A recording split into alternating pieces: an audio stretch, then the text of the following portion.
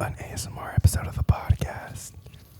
Today we'll be talking about sleepiness and the disease that is eepiness that is affecting our country. Hola todos. Too much in Spanish?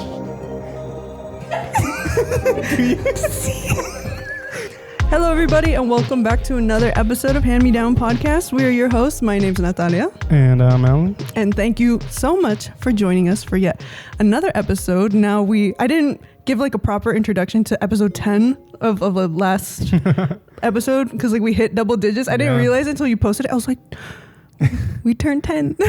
Double digits plus one. Double digits plus one. Episode 11. But we have a very special episode for you today. Mm-hmm. Yeah, we're going to do a movie. I'm not sure if it's a review, but like a... Let's talk about a movie. Yeah, like, I don't know, we're going to talk about a movie. Is it good representation? It's one of the latest films to come out with Latino actors and produced by Latinos. So is it good representation? Way to find out. But before that, we're going to go ahead and do a little bit of Internet Corner. And again, catch up as always. And as always, thank you guys for watching. And Alan will do housekeeping because we forgot to do that last episode. If you are listening on a podcast platform, go ahead and give us a review and give us a 5-star rating. Yeah, I think it's out of 5. We would appreciate it very much. We appreciate that you guys even listen. We're looking at the numbers and it seems like more and more people are listening. So the more people actually review it, the higher it pushes us and spreads us to more people. So that's very cool. Do that if you're listening on a podcast platform. If you are listening on YouTube, go ahead and give us a like, comment, and subscribe. That also helps boost us in the algorithm and shows our videos to more people. And if you also just want to follow us on social media, go ahead and do that at Hand Me Down Pod on TikTok and on Instagram. If you miss an episode, that is okay because we post the best clips on our TikTok and our Instagram. You also get to learn cool information about next week's episode. Like today, when we're recording this on a Tuesday, I just posted on Instagram, hey, if you guys really want to enjoy this next episode, go watch the movie Radical, which if I realize this is the first time we're saying that we're going to review Radical in this episode. Spoiler alert! Radical. Radical. But yeah, thank you guys so much for listening. We really appreciate it. And now back to the episode. Review my ASMR. Okay, and so getting back into the episode, as always, we do a little catch up at the beginning of every episode, see how we're doing. So, Sir Alan, how are you doing today?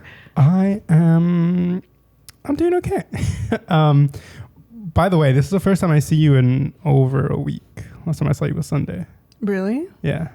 Oh, you're right. Yeah, because a week and 2 days. When I got here, it was kind of a little awkward, you know. Like I was still like, I know. Who is this now? You walked in and I was like, hi. I didn't know what to say. But it took 3 seconds, and then we were like, But yeah, it's nice to see you again. Today I got rejected from a job. No, actually. So I want to share with everybody the highs and the lows of this process. I got to the final interview. This is one of the couple of times that I've gotten to the final interview, and then just I had literally drafted up an email last night, and I was like, hey, like I heard that I was going to hear back like by Thanksgiving, and if not, that I should reach out. So I'm reaching out, and I drafted it and I scheduled it, and it was scheduled to send at 11:30. And then like at 9:30, like literally I was like, let me just check my email. Right when I checked my email, I got the email and I was like, my heart dropped. And I was like, fuck. And I opened there and it was like, oh, I'm sorry. We're going another direction. And I was like, fuck. So I kind of just like started to freak out. I was like, that was like one of the more not tangible. Like one of the things that was like closest to like becoming a reality. Yeah. And now I'm like back to square one. Yeah. So I just started like spiraling, and I was like reaching out to people. I was like, I never reach out to my connections. And then I started to reach out this time. And that's like the advice that I always get and that I've always gotten, which is like, use your connections, use your network, blah, blah, blah, blah, blah. But the thing that I wanted to talk about for this is there is like an insane amount of guilt when doing that. I think maybe it's just me, but I think for first generation and just like for Latino people in general, it is kind of stigmatized to ask for help. Like as much as like I want to fight against that, like first of all, the whole thing with like mental health, like get help if you need help, but just like getting help from other people, it's seen as kind of like begging in the community kind of, and like that's been implanted into my head so much that I'm like, I don't want to do that, but like that's what happens, and it's not seen like that, and I'm trying to shift my view on that, and I don't know, it's just something I wanted to talk about. No, I'm so sorry to hear about that. It's fun. I know it's like the last thing that you want to hear is people being like, well, there's another thing lined up for you that's better, but I'm just like, oh, like, you know, it's a hard part about, I think, being the age that we are and like in the stage of our lives that we are is like trusting the universe, and it's just like, universe, I've trusted you so much at this point, and like you've done me dirty so many times, but I've had the privilege of like having lows and knowing that things always end up better, and I always end up where I want to be. It just sometimes takes some time, so that's what I'm taking solace in. But yeah, it does suck, but I emailed everybody back, the people who interviewed me, and I was like, hey, like I heard you guys went in a different direction, but like I still like, I'm wishing you guys the best of luck, because I do believe in their mission and what they were trying to do. And I think they both really liked that, and they're like, yeah, we'll definitely keep you in mind if anything else opens up. So yeah, that's good that you still sent that email, because now you're in their head. Well, I feel like you were in their head before that too, because I feel like I don't take it personally. Like when it's the final stage, I don't take it personally, because I'm just like, I know that decision didn't come down to like anything. I don't know. Like I know we've made decisions before. Yeah, it's like not. Yeah, it's never like nothing never personal. Like, it's like always like one little tiny thing that, like I did the best that I can. It's just one little tiny thing. I'm good. But other than that, I'm good. I've been having a blast. Thanksgiving was good. That's good. All that stuff. So, how are you? I'm doing good. I also got rejected from a job I applied to 3 months ago. Bruh, like no interview, or like no interview. Like, and it was Trader Joe's. And I was just like, I got an email and I was just like, bro, I applied to this like 3 months ago. If Trader Joe's was to have had a conversation with you, if Mr. Joe himself had a conversation with you, I think they would have hired you, because I feel like you have that charisma that the Trader Joe's employees have. So that's their loss. Fuck 'em. That's what my sister said. I told her when I was applying to Trader Joe's, and I was just like, yeah, I think like, fuck it. Like, imagine I work at Trader Joe's. And she was just like, yeah, you look the part. And I was like, did you call me a slur? I didn't say that. No. I talked about your charisma. She looks me up and down. Yeah, you look like you could be a Trader Joe's bitch. Like, oh, fuck. But no, yeah, I was just like, okay, whatever. It would have been perfect because it was literally like right down the street. But I mean, still haven't heard back from any other jobs. Things happen, yeah. But well, other than that, I did have a good Thanksgiving break. I went back home for a week, and it was very nice to be back and spent a lot of time with my family. And one thing that we did together, me and my cousins and my tia, is we went axe throwing, which is very fun. And I feel like because when I always think of like things of like that genre of activities, I always think of rage rooms and stuff. And like, I feel like I would go ham in a rage room, but like the fun lasts like for as long as like you can beat that thing to a ball. Like just like there's no like gamification of it. Like you can't make it a game. You'll get tired probably soon. So my tia and my sisters had suggested axe throwing like on a whim like one night, and they're like, let's go tomorrow, and we were like, okay, fuck it. So we went, and it was so fun. Like I genuinely had a blast. Really? I was just like, oh my god, I was absolute garbage at it at first. Like I just kept on like missing, and I would get like shy, so I would giggle, and then they would be like, you sound like Scooby-Doo. And I was like, when I giggle, guys, be honest, do I sound like Scooby-Doo when I giggle? Let's see, I gotta tickle you. From the tickle monster.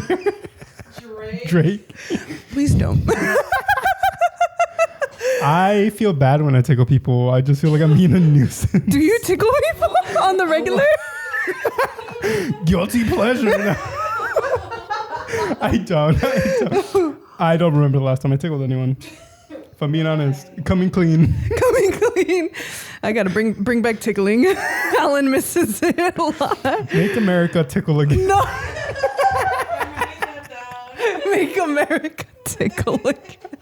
No, I have tickle trauma from like one of my dad's friends' wives would like every time she saw me thought it was a genius idea to just like attack me with tickling, and like I was like laughing because I was like uncomfortable, but I was just like, don't fucking touch me, please. I get that. Yeah, that was just like fun. It was not fun at all, bro. I got to the point where I would avoid her. I was like, no. Maybe you just had an infectious laugh. Maybe she wanted to get the Scooby-Doo to activate. She wanted a ringtone. Like a wind-up toy, just like tickling me, and I was like, oh god, I'm sorry that happened to you. I don't want to make a joke out of it. Sharing our childhood traumas. The tickle monster. My brother was hella ticklish, though. I think I would tickle him. Because not when we were kids, guys. You go visit him in Berkeley. Hey man. Suppression the tickle monster. Oh shit, yeah, I was talking about axe throwing. Tickle side tangent. Tickle tangent.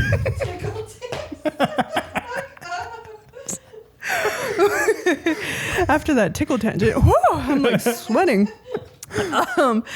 Yeah, so we went axe throwing, and I feel like it was like a good way to like release like just like built up. Like I feel like everybody in my family was like low-key going through it, and then like on top of that, like the seasonal depression, and just like it was like a nice way to just like be like and just like throw the axe and just like put your all into it. Was it like a game?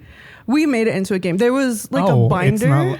Like it's kind of like darts. Like like there's like a target and stuff that you're trying to hit. But there's like a binder with games, and like I don't know if we were doing a game or if we just did it like darts. Like made up. Yeah. Freestyle. Yeah. So we would just like divide into teams, and we'd switch teams, and it was really fun. And I would 100% do it again, and I 100% recommend it. Very fun. Yeah, that sounds fun. Wow. I want to do that, and I want to go to Top Golf, which is like just putting. The rooftop golf? There's one in El Segundo and Ontario. I think there were building another one in LA, but I'm not 100% sure. Ontario, we go to the Rainforest Cafe, and then we go to Top Golf. That'd be a good. Let's make it a day. We do a vlog. Oh. Hand-me-down vlogs. That'd be fun. But other than that, I forgot one other thing about how I am. You are looking at a basketball guy now. Like a fan? Mm-hmm. No, like I'm playing it. Deadass? Well, not like in a league. I got a basketball on Friday. Oh, shit. He's a new man. You're going to know Alan from pre-basketball, post-basketball. Friday was a turning point for me. I see. We're in the post-basketball. I'm abysmal at it. I'm not good at all. I feel like if I need to practice. I hate not being good at something. So I just need to like practice. But I don't know. I feel like I just want to be more active in like playing stuff. And like I can play soccer. But if you don't have like a team, it's not too fun. But I feel like with basketball, you need like maybe one other person or maybe 4 people to play like a good game. So I went to the park. The park was closed. I hopped the fence. It was a short fence. It was big. But yeah. I told you before and after basketball. Before basketball, Alan would never do that. Would never jump the fence. After basketball, Alan, he like dove head first. Yeah. Did a little like when the little kids are like, "Watch this!" Just like tumble. Dang, that's fun. We should play basketball. Fuck it, let's play basketball. It's fun, just like shooting. Because it's so, just like laughing because we all suck so much. We're just like, just like giggling. We should recreate get your head in the game. I gotta get you. That's what I'd be down to do. Yeah, and I guess this will lead us into Internet Corner because I searched up how to shoot a basketball on TikTok because I'm not doing it right. And I just kept getting a whole bunch of basketball TikToks. Or I was like, do you want to improve your game? Do this. And I was like, oh, and then there was this product, this ad.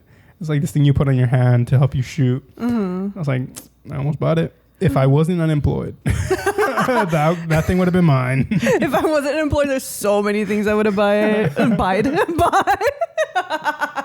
A dictionary. A fucking English lesson. Roasted. Dictionary. Anyway. Yeah, I feel like I'm talking a lot. Is there anything in Internet Corner in your mind at all?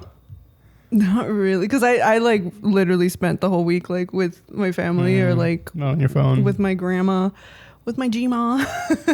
Fair. Okay, real quick. I'm on gambling TikTok. I've been saying that with my hands in my pocket, I'm on gambling TikTok. Just that's how it be. I don't know how I got on it.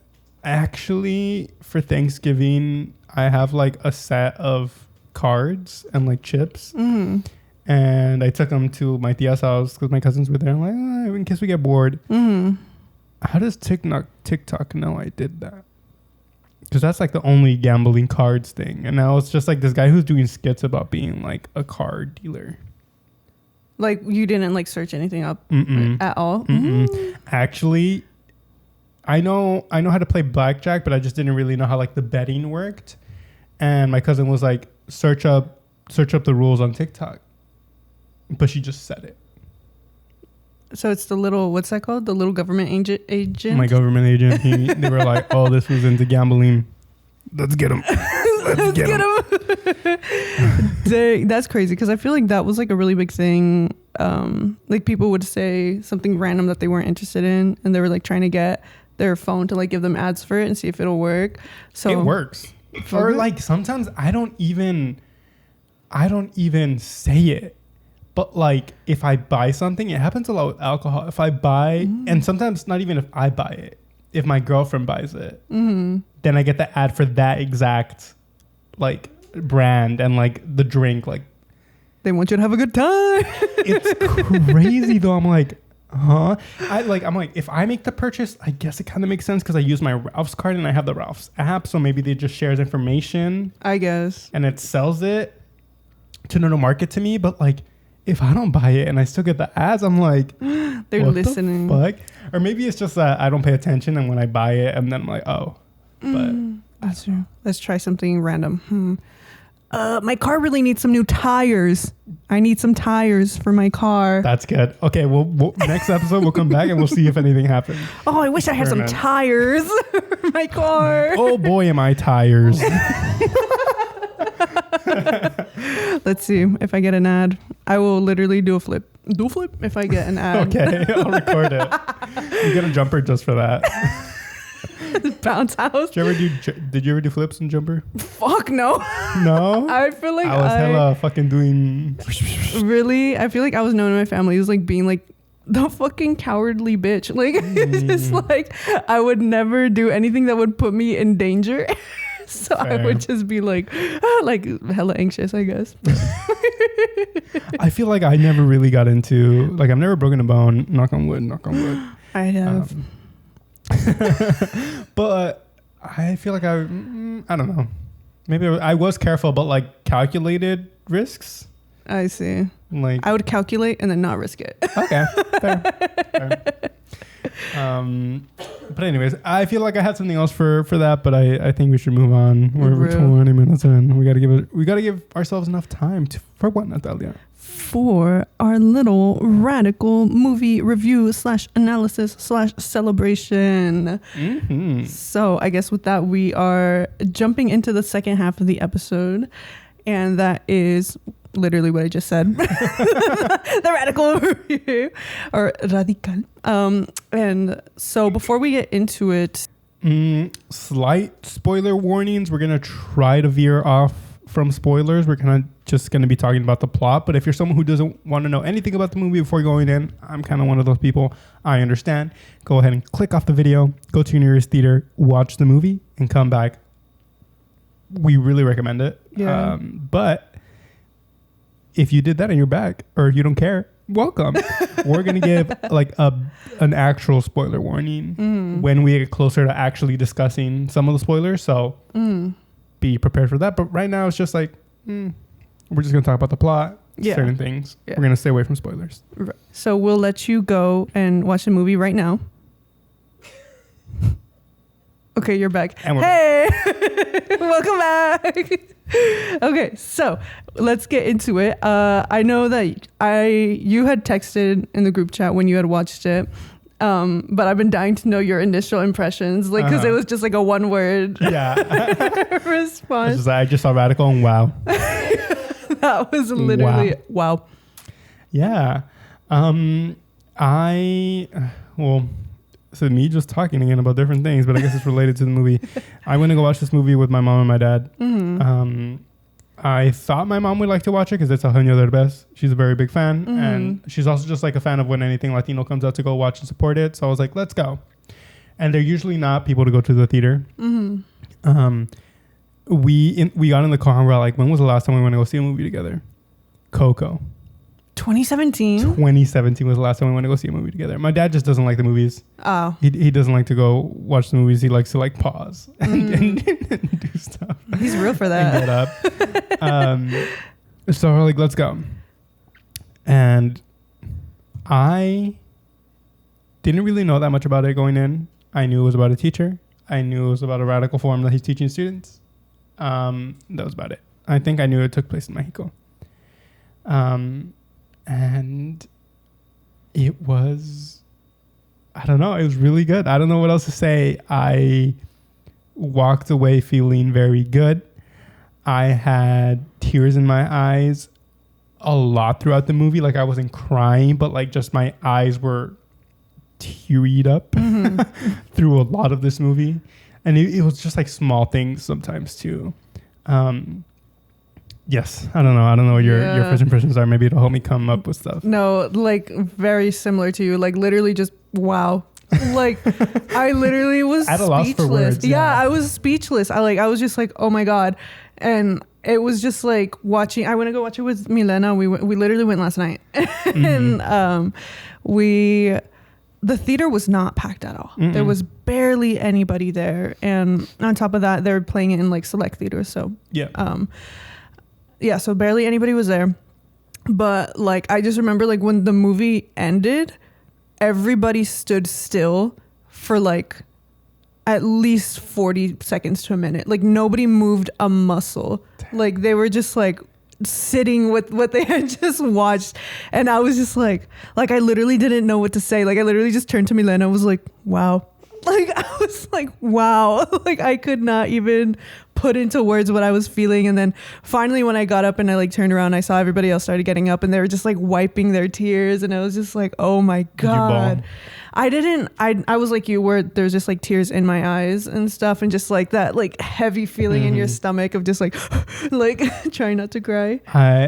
At the very end when the title cards come up, which we're not going to say what they say because of spoiler warning. But when the title cards came up, I started to cry a little bit, but I was with my parents. I was just like putting the tears back into my eyes. I was like, but if they weren't there, I would have let it out because I was like, damn. Yeah. Like I was just like, just like crying. And then I texted my family group chat. I was just like, you guys need to watch this. I was thinking of your mom. Yeah. I was thinking of your mom while watching this. Yeah. And I was, because for those who don't know, both my parents are teachers. And I actually was hoping that they would watch it before we started recording because I would have loved to like bring some of their perspective into it. But my mom wasn't able to go watch the movie until I think she's watching it tonight. So I'm just like, yeah, quick turnaround still.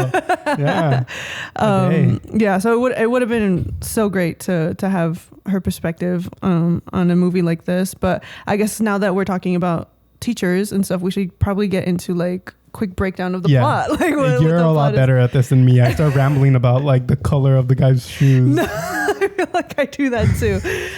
So to quickly break down the plot, Radical is a movie based on a true story that takes place in Mexico, and it is about a 6th grade teacher played by Eugenio Derbez who is a new teacher at this school, and the school is kind of like notoriously known for underperforming students, and so he takes a different approach to teaching that in hopes that it would like inspire the students to have higher performance. And he doesn't even really care about the test. Like I feel like there's an idea about the test the whole time, but just like inspire them to be curious and to be creative and to be in control of their education. So he has very unconventional approaches to his teaching, and as a result inspires a lot of kids to do things that they never could have thought that they could do. And also like discovers that he might have like a child genius in his class. So, and it's just like touches on so many themes and topics, and such a heartwarming and inspirational story, and told beautifully, like in all storytelling elements of film. I think that's also why I was so speechless too, because I was just like, I just remember thinking like, what a piece of art. Like I was just like, oh my God, like that was incredible. I was like, Jesus Christ. Yeah. And it was in Spanish. It was all in Spanish. Of course, it's not a Mexican American story. It's not a Latino American story. It's a Mexican story. And you watched it in Spanish, right? Yeah. Because I didn't know it was in Spanish for whatever reason. And when I bought the tickets, it was like Spanish version. And I was like, okay, yeah, let's do it. I don't want to watch it any other way. But yes, it is very inspirational, and just I do think it's very beautifully told. Like it's a very story heavy and kind of character heavy piece. There is a lot of aspects of it its like cinematography and the other stuff, but I think the main focus of it is this great story, which was an article by the writer of this movie. He wrote an article about it. I don't remember when. Chris Zala? No, that's the director. I thought he wrote it too. Well, him and the guy who wrote the article probably wrote it. Joshua Davis. And I believe Joshua Davis also did the story of Spare Parts. I did see that, yeah. Which is another kind of inspirational story. That one focuses on Mexican Americans or Latino Americans, which I hope we get to that movie one day, because they kind of have similar themes. But that one, while Spare Parts is kind of its own thing, that one feels a little bit more like... this one felt like art. Like, yeah. You get me? The other ones aren't meant to be made feel like art. This one was meant to feel like art. Yeah, it was so good.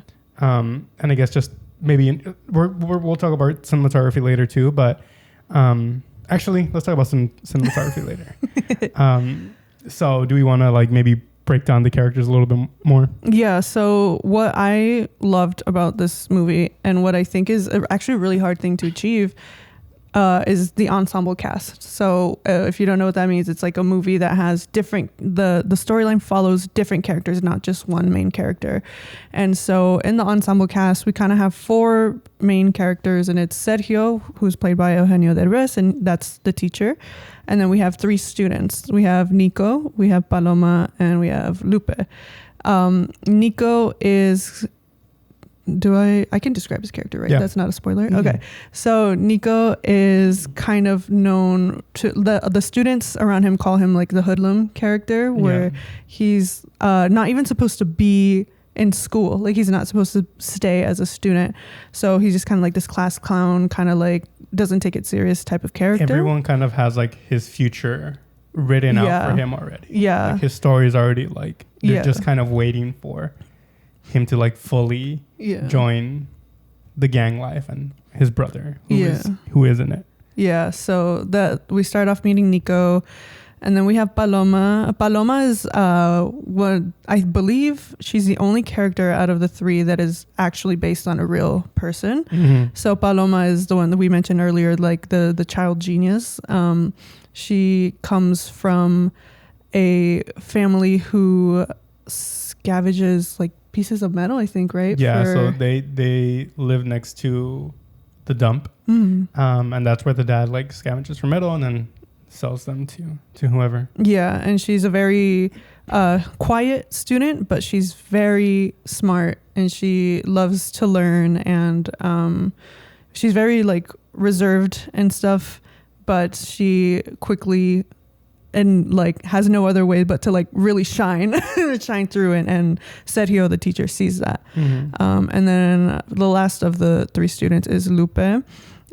She is the oldest daughter of her siblings, and mind you, she's only in 6th grade, so what's that, like 12 years old, 11, something like that, like 11ish years old. I'm bad with ages. And so she kind of has a lot of responsibilities on her shoulder and like taking on a parental role for her family, because her parents are always working, and she's kind of like expected to take care of her little siblings. But while she's doing that, she starts to learn that she has a lot of potential in academics as well, and she gets very curious about the world around her. Very much curious. Yeah. Like when I think of her, I think of I guess like, well, also like matriarch. Yeah. But also curious. Yeah. Very much curious. She's a very curious character. And then just like not part of the ensemble cast, but another one of the characters is the principal. His name is Chucho. And he's just kind of like trying to support, like he's supporting Sergio, trying to understand where he's coming from, because he too is so passionate about the students in the same ways that Sergio is. So he's just kind of like they're along for the ride. I feel like at the beginning they're kind of foils to each other, which for the people who don't know, foil is like kind of, they're two characters that are meant to like contrast each other, because I feel like Chucho had been there for a while, and like although he started out being very what's that called, not passionate, being very optimistic, he kind of got worn down as the years went by, and Sergio comes in very optimistic and still very passionate, so like he learns to get that charm back, or to go back to like his roots, basically. Yeah. What did you think of the performances? And I guess we'll start again with Sergio and Eugenio Derbez. I mean, Eugenio Derbez always knocks it out of the park. I feel like Milena and I were talking, and we were just like, it's so crazy that comedians just so happen to give the most fucking like heart, like wrenching performances ever. And you know, he there's a couple times in there where he made me cry, where I was like, wow, he did a tremendous job, and he did bring that element of charisma of like being a comedian and like that charm, and he brought that into, you know, portraying a teacher in a classroom full of kids. So that was really cool to see, and I'm glad that they casted him for this role too, because it reminded me of his role in Coda. Have you seen Coda? I have not, but he's also a teacher. There was a lot of comparisons. Yeah. But this one, he just outshone. I think he did a very, very good job too. I was reading that he said that this was his most challenging role ever. Yeah. And I remember, if you haven't watched our review on A Million Miles Away, go see it. It's episode 2. We talk about how Michael Pena did a good job, and we liked his performance, but one of the critiques that I had is that I feel like it pulled me out because I could tell that it was Michael Pena. I didn't get that feeling in this movie with Eugenio Derbez. Like, I've known, maybe it's also because Eugenio Derbez isn't very much typecasted that much. Like, I feel like he's in a big range. And just like he plays a lot of characters too. Like even when in his comedic things, he plays so many characters. So I don't see him, I see his characters. But he really delivered it. And going back to like comedians who deliver really like gut punching performances, I think Adam Sandler's one of those too, that whenever he gets a serious role, which maybe we should watch a serious I've actually never seen a serious Adam Sandler movie. Maybe we should. Dang. a lot, like that's one of the examples that I hear a lot, like Robin Williams too. Very much comedian, and when he does something dramatic like Good Will Hunting or Dead Poet Society, which we'll talk about later because this movie is compared to that as well. So it's good to see it, but I guess let's go to Nico. Danilo, I can't find his last name, but what did you think of his performance? I mean, from what I was like, based on the research that I did afterwards, is like these are all these kids' first gig. I think. Yeah, that's what my mom told me. My mom talks during the movie, but it was loud enough that it wasn't a nuisance. But she's like, did you know that a lot of these kids, this was like their first role, like they had never acted before? And I was like, oh, and I didn't know she was telling me the truth, but confirmed. Sources confirmed. Yeah, that it was their first role, and I think he did such a great job at his character. I think like I felt like the pain in his eyes of like having these preconceived notions about him from everybody, and like feeling like there was really no way out. And he's just like and one of my professors would tell us like it's all in the eyes. Like when you cast an actor, like you really like you could see a lot of their performances in the eyes. And I feel like with him, I was like, oh my God, his character embodies a lot of innocence, and he did that so well. Like even like it's just tiny little things that make an actor great. He's able to do so much he's able to say so much by doing so little. Yeah. Just interacting with his brother, interacting with like, I loved his character. His character, I think, was one of the strong. I don't know. They're all strong. They're all really strong. Both, like you said, the ensemble, I love every single one of these characters. Yeah, I was like, oh my God. And I was rooting for them the whole time. And they're all so charming too. Like, I'm like, oh my God.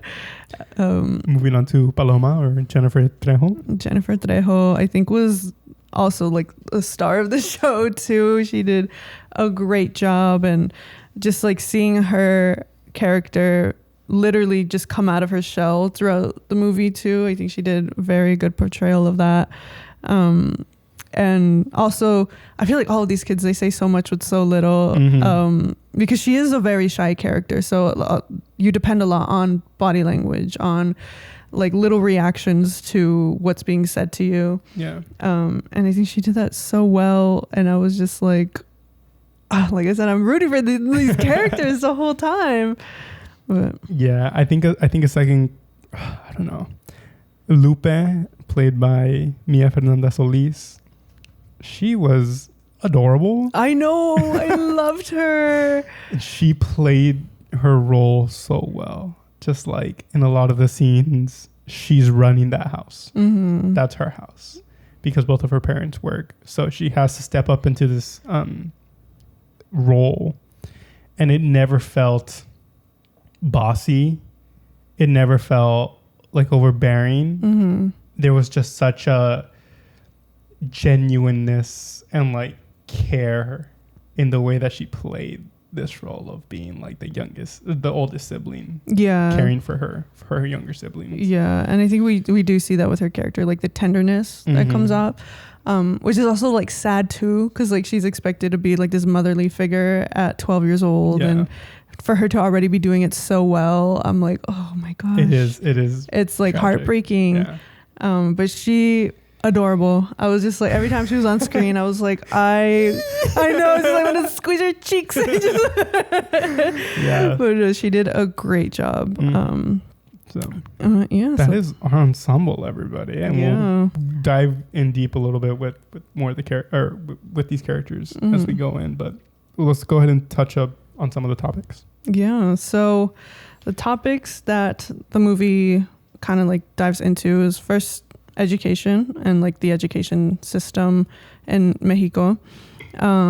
It deals with topics of hope, curiosity, aspirations versus reality, sacrifice, like a lot of sacrifice, passion, and embracing the chaos / being resilient. So that's kind of like the main. I think crime.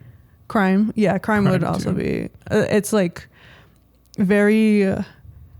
it's kind of like an underlying thing. Like they do bring it up often, but it's like they sprinkle it in every so often, like in the background while the kids are walking, or like, which I think just like goes to show like that the way that it was done, that it's not like this is a topic that we're covering. It's just like that's just part of their lives. Yeah. And like sprinkling it in every now and then, and like it really affecting the story at certain points is like.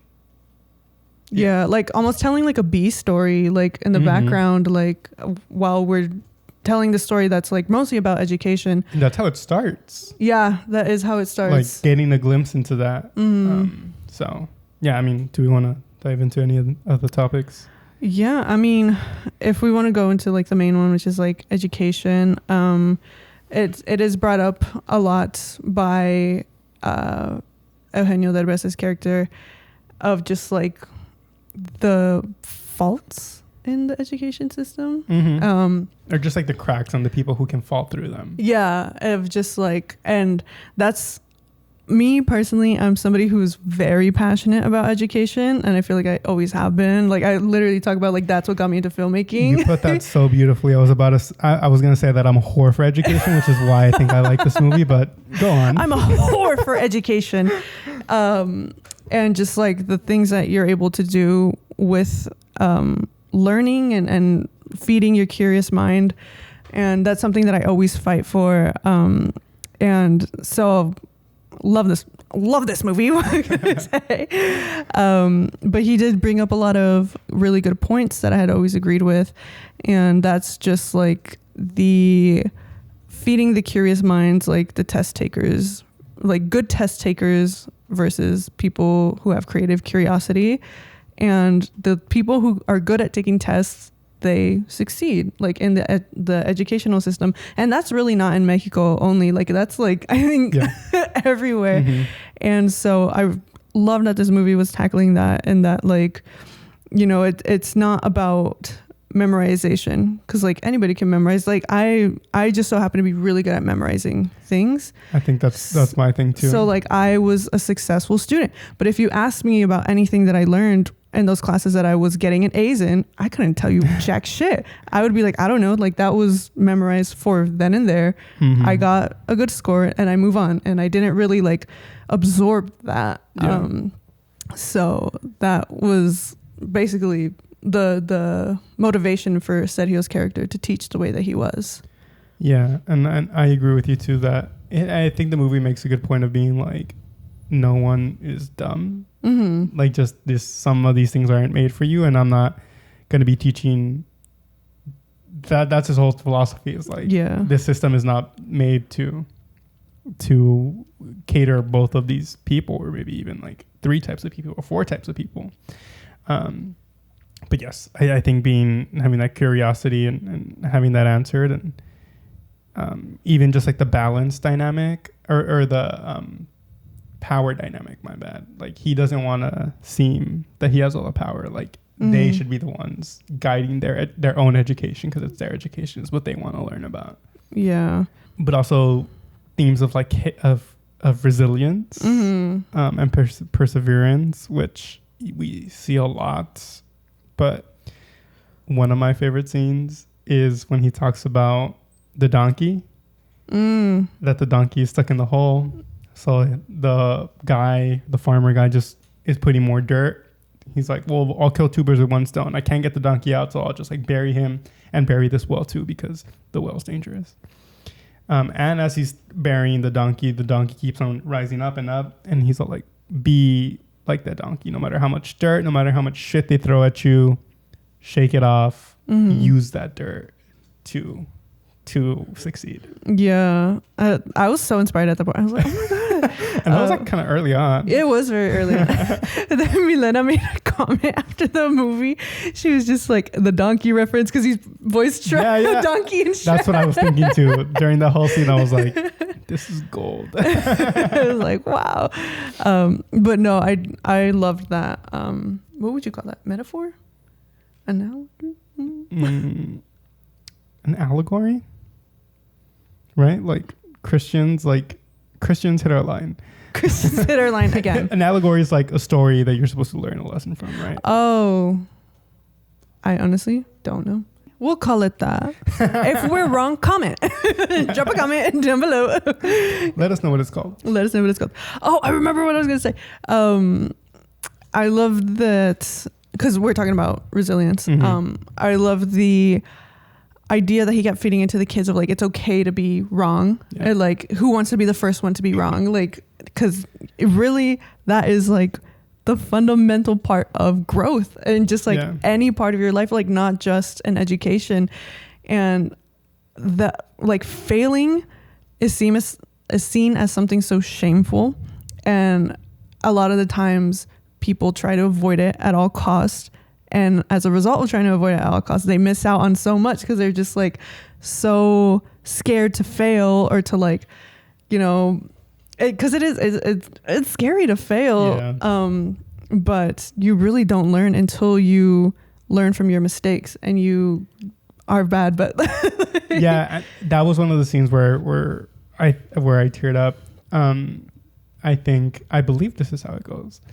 He's all like, Nico asks Sergio, the teacher, for advice, and then the teacher goes like, "You want to know why I know so much?" And then he's like, "Because I've made a lot of mistakes." Yeah. And I was like, I don't know why that made me tear up. I was like, oh, maybe, I don't know. It's just like, yeah, you have to make mistakes, and as long as you learn from it, it's not a mistake. Yeah, like as long as you learn from it, it's not a mistake. And that fear of failing holds so many people back, and just fear in general holds so many people back. I mean, like just like I was honestly scared to start this podcast because I was just like, oh, I'm so scared that people are going to be watching me or something. Like, it's like, oh, this is so humiliating, like type of vibe. But I'm glad that I didn't let that fear keep me back, because, you know, little by little we talk about it, that we are building community and stuff. And so, and I had a few people reach out that were like, I'm interested in like starting my own thing. And I'm just like, do it. Like, go for it. Like, don't be scared. Like, I know it's scary, but like, fuck it. Like, fuck around and find out. And like, you don't know until you try. A lot. Yeah. So, but I mean, that was our little spiel on resilience and just like embracing the chaos. And I feel like, because I know, like, obviously you were talking about like how much it spoke to you, and I thought it was really interesting in that, like, us three that watched it, our perspective is like not the perspectives that are being portrayed in the film, because it's like very youth perspective, like children, and then like adult perspectives, and we're just kind of in the middle, and we're like very lost in life right now. And it's just like we kind of see a little bit of like the optimism of like being a child and like having dreams and aspiration, but also just like we're slowly seeing the trickling like life coming. So that was like a really interesting perspective too to have on this movie. Yeah. So one of the things that you put is like teachers and their impact on youth and what that can be. And there is another scene where I also got teary-eyed, where they the principal and the teacher said, they're talking about his method and like what his method is and like why they got into teaching. And Sergio just like, he just goes to the principal, is like, what was their name? Like, what was the name of the teacher who infected you? Yeah. And they trade stories, and that's a very wholesome moment. And I think that is, if you go to school, I think that is as much as a universal experience as you can get. Yeah. I feel like even the people who might have not been so crazy about school, I'm sure at least one of their teachers changed their life in some way. So I don't know if you want to talk about this now, or if you want to maybe save that for a different episode. Teachers that have changed our lives? Unless you want to go real quick. I mean, really quick, I guess fuck it, we'll go into, because that's what this episode is about. A teacher that changed my life was my 8th grade teacher, Mr. Morales. Shout out you. I know he's watching you. Oh, really? Imagine. But he came into my life in the time where I mean, I've told you the story before, but the time where I thought that I was hot shit, and I was like misbehaving all the time, and I thought it was cool to be disrespectful and like not taking my classes serious. And he came in as a new teacher, and my school at the time was known for firing teachers. We were like Nanny McPhee, but for teachers, like just firing them left and right. And he came in, and he was this very big, tough looking guy from East LA. And he got us in check, but he like earned our respect. And I don't know how he did it, but and I remember I was just like fucking around, for lack of better terms. And he just like looks at me, and I'm like looking back because I think I'm hot shit. And then he literally tells me, "You think you're so cool, huh?" And I was like, it crushed me. I was like, oh fuck. I did. I was like, and I probably tried to play it off like, yeah, it was so cool. But I went home that night and I couldn't sleep. I was like, oh my God. And then after that, I like really started to take things very seriously. I started to dedicate a lot of my time to like academics. That's a good time to get some shit together. To like get my right before high school. To like really excel in areas that he taught, which were math and English, despite all of my struggles in English, but really good at math. And I even got to a point where I was like helping him like tutor the rest of the kids, because I was just like, I also respected him so much that I was just like, let me make your life easier. It's a crazy shift. Yeah, it's crazy. Mr. Morales, love you. Love the work that you do. I hope you're still teaching. Mr. Morales, love you. Well, that's my teacher. I have two teachers that I can think of off of the top of my head. Both, ever since I could remember, I was a pretty good student. That's not a flex. That's just like, again, I think the system just worked for me, memorization and all this stuff. And I just like learning. And like the way that we were learning at school just worked for me again. Anyways.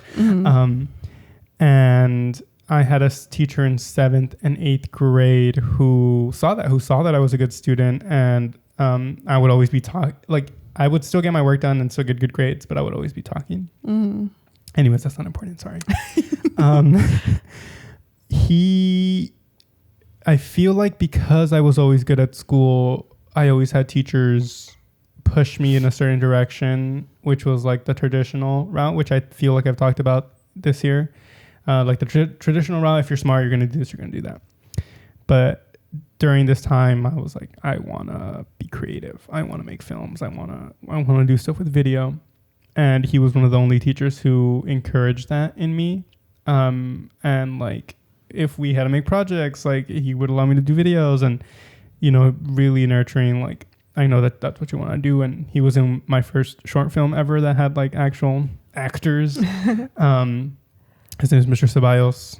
Mr. Ceballos, shout out. He was my teacher for 7th and 8th grade. And he also went to UCLA. He's a Bruin.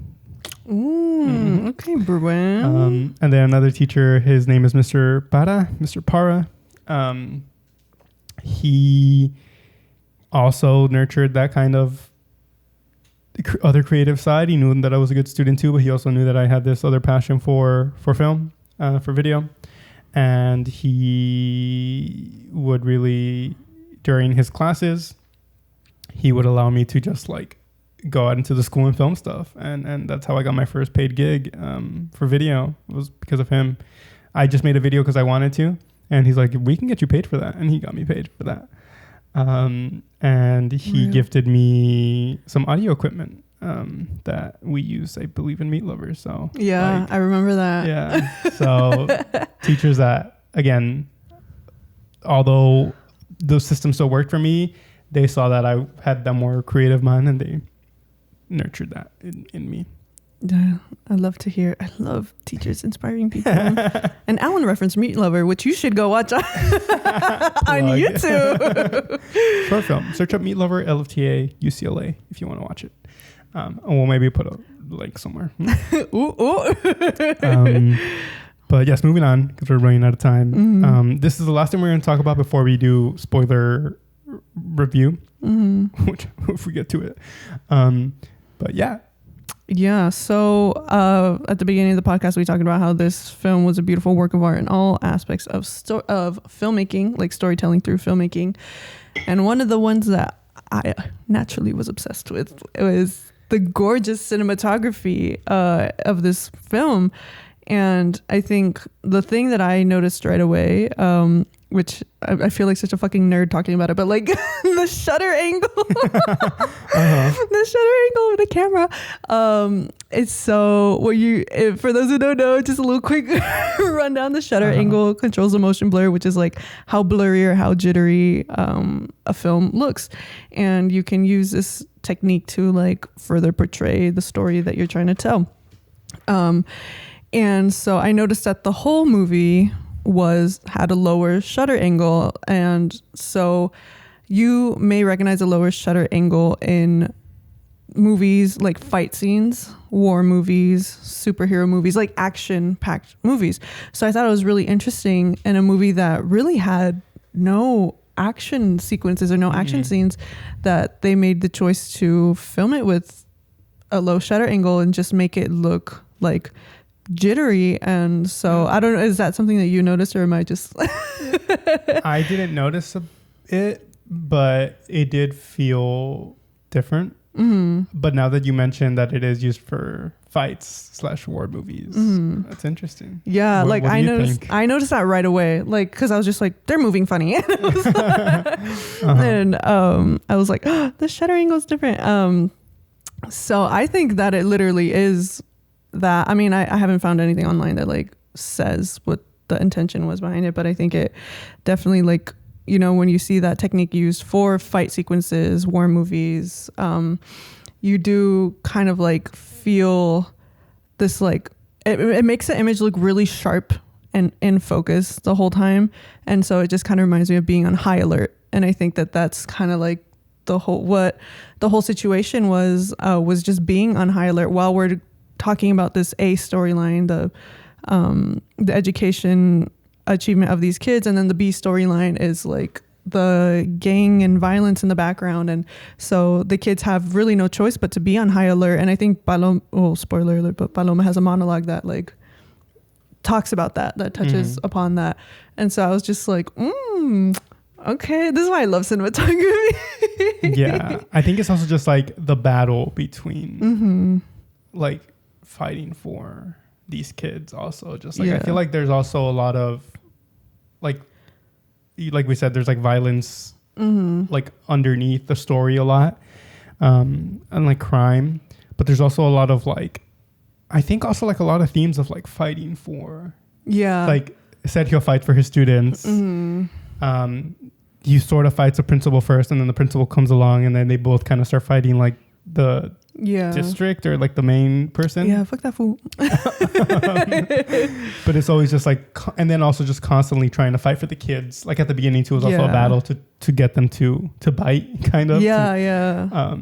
So yes, it's a very good observation. Also, what I noticed a lot with the camera, I felt like a student in the classroom. Yeah. They shot it with like a lot of students in the foreground, and then like he's teaching. Yeah, because I saw an interview with the director, and it's like from the perspective of the kids, and they had an ongoing joke on set that it was like Charlie Brown, where the adults are cut off and the kids are like the ones in focus. And like, I mean, the whole time, because I did learn in Spanish, I was like, oh, this feels like I'm in school again. I felt like I was in school when they were talking about like why things flow. I was like, why do things flow? I was like, so like, that's what I really liked about it, is that it felt like I was learning. Yeah. Like I was literally learning. That's how good his method was. And that's how good of a job they did portraying that method. Yeah. So I really enjoyed that. I had a blast. I had a blast learning. You talked very highly about the cinematography. A lot of people didn't fuck with it. Or they just didn't fuck with the movie. I read 2 reviews, one by it was like something Winkle from the New York Times, and I think from the Washington Post. 2 reviews, very very like pompous, highbrow type. Yeah. Oh. They were like, the movie Radical, despite its title, doesn't do anything radical with its filmmaking.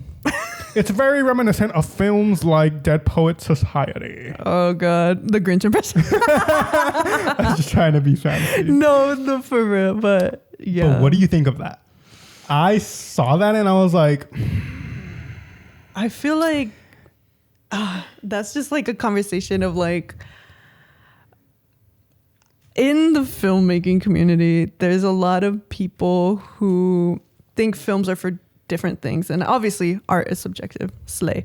But it's like, there's some people that only have a highbrow approach to it. And highbrow, if you don't know what that is, it's just kind of like, I don't know how the fuck to describe it other than like, fucking like fancy, like, you know, you're thinking about it. Pretentious. Yeah, very pretentious, like insufferable ass. You guys know who I'm talking about. And it's like they bring that into every viewing experience that they come across. And films are used for so many different types of things, and not just to be highbrow, not just to show that it's the best of the best. And I mean, I'm someone that does think that, damn, they did a really fucking good job with this. But I think that it's like interesting, like statement. A lot of it was also like, we've seen this before. It's very cookie cutter. It's like, which some of it does kind of feel like that. They were like, it follows similar beats to other movies that are like about an inspirational teacher. But although that might be true, I mean, first of all, that's kind of its purpose. It's supposed to be like a feel good movie that's kind of like heartwarming for everybody. But also, has this been told like this? Like with an ensemble it's cast? Very no, like people of color learning from not a white person. I haven't seen Dead Poet Society, and I feel like I would like that movie. I think it has like a lot of stuff to offer, but it's about a white guy teaching these preppy kids to see life in a different way. It's not exactly the same. Yeah, I have not seen Dead Poet Society either, but I did hear people comparing it to Stand and Deliver. My dad said that. Yeah. When we walked up, or when we got up, I was like, Dad, how'd you like the movie? He's all like, it's a good story, but it was kind of boring. He's like, it's kind of like Stand and Deliver. And I'm like, I can kind of see that, but this was like art. I feel like I personally have not seen a movie where the kids are so young which they are like working to inspire, because like, you know, typical coming of age genres like high school, end of the high school career. Yeah. And like this one is like they're literally middle school, like beginning of middle school. And I haven't seen Stand and Deliver in a really long time, but I feel like this movie hits the points a lot deeper and I think a lot better through the characters. It explores its characters very well. Yeah. But that's my opinion. I think that, I don't know, it's really good. Like if you're going to make arguments like that, where it's like it has been done before. It's like everything. Like no shit, everything dude. Has been done before. Like you're... Just like tropes like, I don't know, fucking Romeo and Juliet, where like two people fall in love that shouldn't fall in love. Like how many times have you seen that? Like, and it's also like, okay, if it has been done before, it hasn't been done with people of color, let us have this. Like it was very much like, I don't know. Yeah. I liked it. I think that it does a lot for our community, especially when problems like this exist in our community and are very prevalent. Yeah. Where people get very disillusioned with education. Like, yeah. I don't know. If you're like, I know your job is to like critique whoever wrote this fucking article, but like if you're just gonna shit on somebody else's parade, shut up. Oh my god. It's like you can't just sit with those feelings of the feel good movie. Like the fact that it made you feel this way and that it's known as a feel good movie should be celebrated. Yeah, because it was done so well. I don't know, but that's what I saw, and it kind of did piss me off a little because I think I saw at least the New York Times reviewer was white, and I was like, the name sounded white. I didn't look at a picture, but yeah. But anyways, we're almost reaching towards the end of the episode, but we want to get to spoiler warning. If you guys are still here, we appreciate it. And we're going to talk a little bit more just because we want to talk about some of the spoiler. Actually, if you didn't want to see any spoilers, the episode is done. Thank you guys for listening. We appreciate it so much. Make sure to follow us on our social media at HandMeDownPod to watch the best clips from the episodes and to get information, like I said before at the beginning of the episode. If you are listening on a podcast platform, go ahead and give us a rating and give us a good review. We would appreciate it a lot. And if you're watching on YouTube, go ahead and like, comment, and subscribe. And with that, let's go ahead and get into the spoiler version of the episode. So actually, you have to subscribe to our Patreon to listen to the That's what it feels like. to listen to the rest of the But episode. not yet. You guys get this for free. So there are just very quickly things that we want to talk about that did require a spoiler warning. So this is that spoiler warning. Standing on our point that filmmaking is such a strong storytelling tool, and you know, after talking about that review, I mean, like, fuck that review. But it's like, you know, storytelling does matter, and especially like a story like this that is based on a true story that I would not have known about had this movie not been made. And that's just kind of like why so many people and ourselves fight for representation. Yeah. But so going into more of the storytelling aspects used specifically with the character of Lupe. So if you don't remember, Lupe was the character who had to take on this parental role, take care of her little siblings while her parents were away at work, trying to provide for the family. And the cinematography for her scenes always felt very different, like still cohesive with the rest of the film, but very different in its approach to the framing and the techniques that they used. And one thing that, you know, I noticed that as she's like forced to take on this parental role, take care of her younger siblings, the camera intentionally frames out the parents, or like we barely see the parents' face. I think literally just in the beginning we see the mom hugging them. Yeah, and I think they talk. And they like talk, and throughout the rest of her scenes, I think when it happens is when she's in charge. Oh, when she's like, this is her house. Yeah, like it's her house. She's running the show. That's when we Yeah. don't see the faces of the parents. Yeah, so when she's running the show, which is basically almost all the times that we see her, and even like her little siblings, we don't really see their face. Actually, now that I think about it, and you know, they intentionally, or I don't even know, but it seems like they intentionally use wider shots to see literally how little she is in the frame, like how physically small she is in the frame and how little space she takes up. And despite being physically little, being very young in age, she still has to do so much. And I just thought that was a really interesting choice, because I'm like, oh my God, I think that's the times where I noticed like, this girl is tiny. Like, she's a little girl. And just like compared to the other kids too. Like, I think the casting was done really well. But I think that's one of the things about filmmaking. A lot of filmmaking is juxtaposition, which is just like kind of like showing, or how do you say it? Like opposites, kind of. Yeah. Like showing the opposites, and it can do it through the camera and through the character. Yeah. And like through the actual physical actor. So it's like it's working on so many different levels. That juxtaposition works on so many levels. Yeah, and we just really get to see her in her environment, and like Alan said, like when she's running the show. And the scene that comes to mind is where she's talking to her mom about the books that she's reading. She's grown a lot of curiosity towards the topic of philosophy, and she was inspired by her teacher to just like learn more about philosophers and very hard topics to comprehend. And she's talking to her mom about it, and her mom doesn't really dismiss it, but kind of like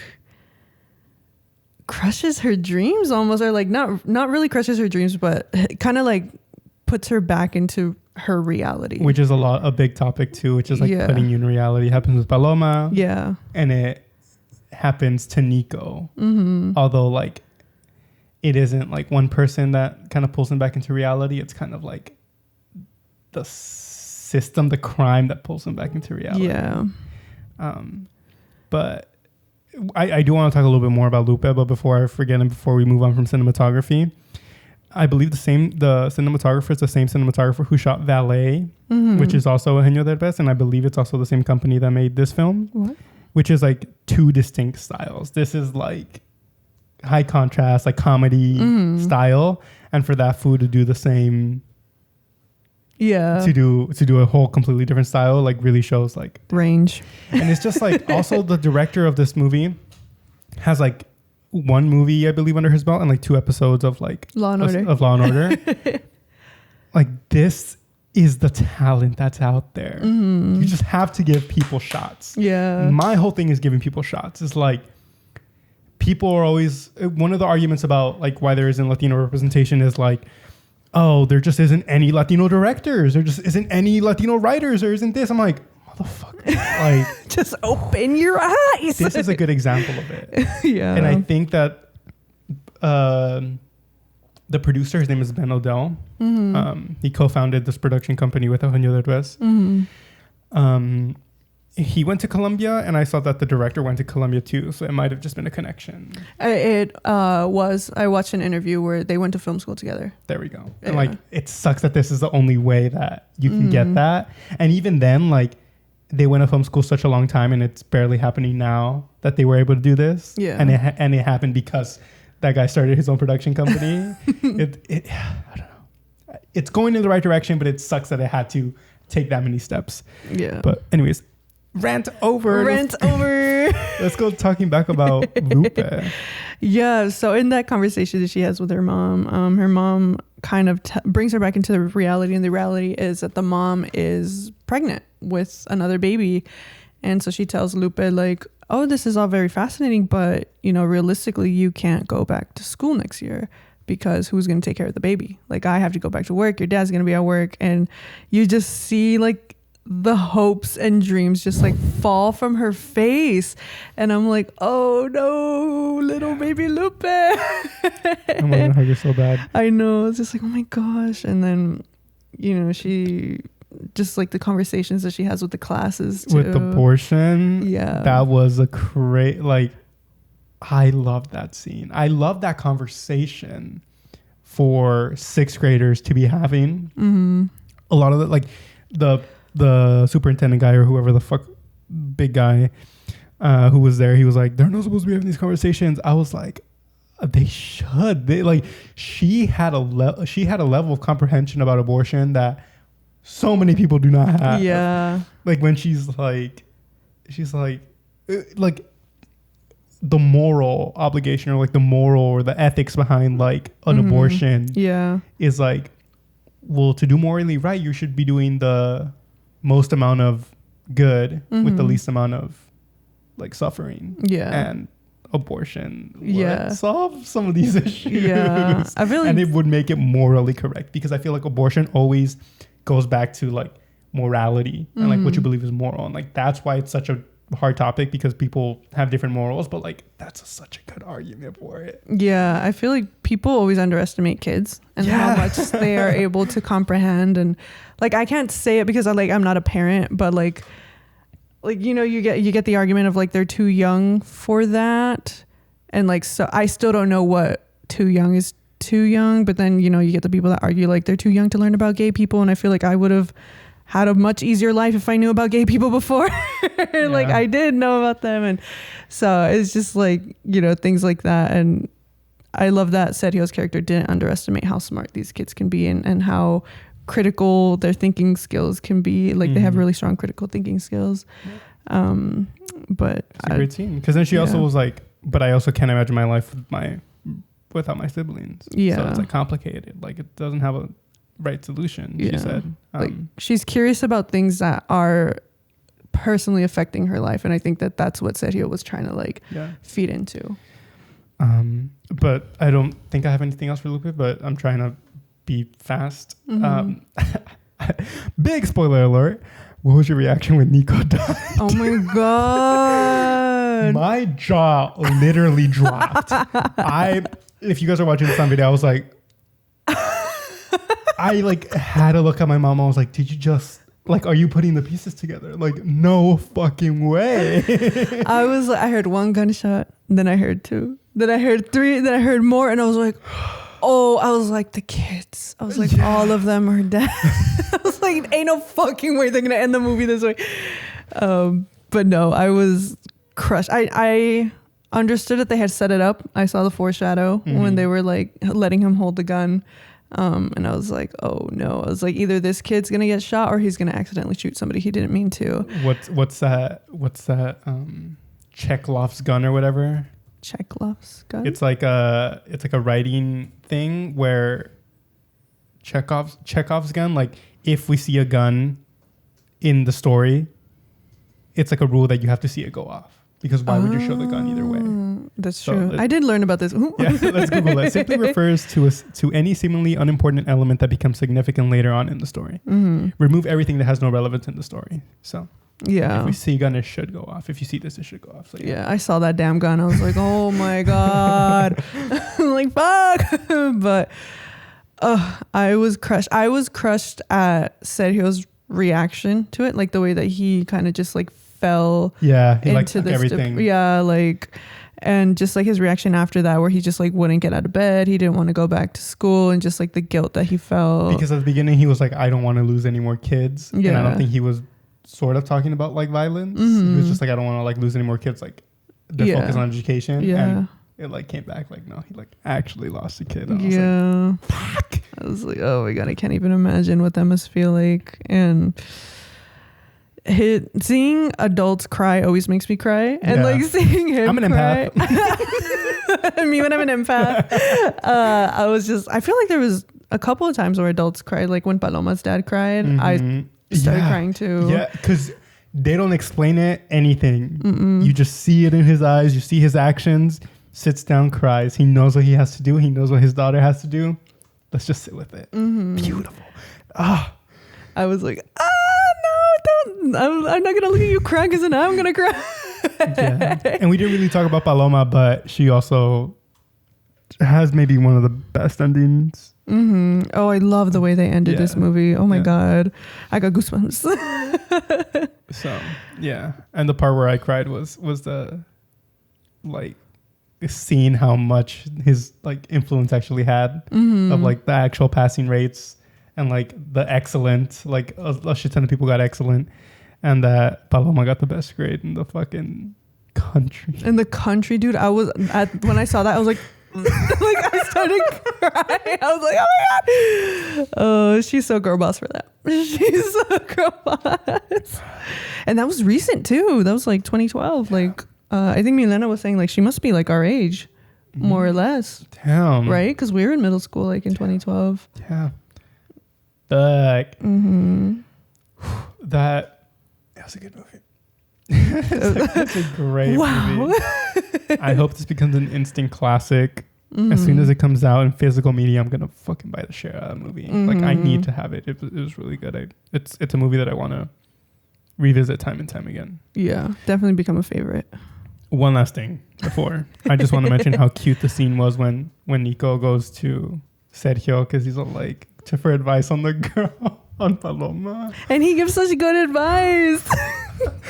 Yeah, like that. I think I also got teared eyed. I'm getting teared eyed now, but just like thinking about that part, I was like, it was so cute. Yeah, like he was just like, oh, because you're too busy trying to focus your attention to you, show her how great you are, but you need to show her how great she is. And I was like, the type of girl she is. I was like, ah! And then the boat. The boat, when he pushes the boat into the ocean, that's what got me. I think because at that point I had been just teary-eyed. And then like I saw his reaction to the boat, and I was just like, I thought it was going to be like a play on like the lesson that they were learning with the flotation and stuff. And then like it pushes out into the sea and it says La Paloma. I was like, oh, fuck. My parents are in good reactors. Really? But I was like, I was looking at them so much. My dad fell asleep at one point, but but if the movie doesn't have pew pews, he's not. But I looked at my mom and I was like, just crying. So sad. I'm gonna see this movie again this weekend with my girlfriend, with Wendy. Oh, I'm so excited. I can't wait to see it again. Like literally, I would see it 3 times if I could. I would see it so many times. Like especially if just I can to support it. I went on Sunday and the tickets were $5. Ooh, where? At Regal by my house, but It's But yes, like, guys, go see this movie. I don't know what else to say. I guess I should have said that before we took all the people who didn't want spoilers out, but go see it again. If you guys made it this far and you guys already saw it, go see it again. Go see it again. We'll have a watch party, imagine. Meet and greet. Meet and greet. Hey, dude, imagine. Let's do it. But it's a great movie. It's a great movie. And with that, great episode. And yeah, as we always do, it has come towards the end of the episode, and we always give a little shout out to a Latino artist that we think that you guys should be checking out. So my Latino artist recommendation of the week is a Mexican American artist from Texas who has a unique sound of alternative mixed with R&B/soul named Jax Hopped. And she literally, I have been listening to her nonstop like this past week. I think everything that I've heard from her has been no skips. And it's just like the music that you want to listen to in your car driving down, a little sunset going on, your friends in the back seat, and you're just kind of like, woo! Like really, really great music. And it is a very like unique sound. And, you know, I don't know if you've ever come across an artist where you're like, this is a star in the making. Like, that's how I feel about her. And so I really hope that she goes far, and you guys should definitely check her out. And of course, she sings music and has lyrics that are both in English and in Spanish, which I am a very big fan of. So definitely go check out Jax Hop wherever you get your music. And that's my Latino recommendation for the week. Slay. Yeah, I'm gonna check her out too. I haven't heard about her, so we'll probably Really play her on the ride home. But anyways, with that, we have reached the end of the episode, guys. Thank you very much for listening. It's Today a long was one. a little bit of a long one, but very much worth it. I think the conversation was great. And if you guys see it, we want to know your thoughts. We're gonna be posting clips, so give us your thoughts there. Give us your thoughts down in the comments below if you're listening on YouTube. With that, I think we're done. Thank you so much for watching. See you guys next week. Bye. Bye.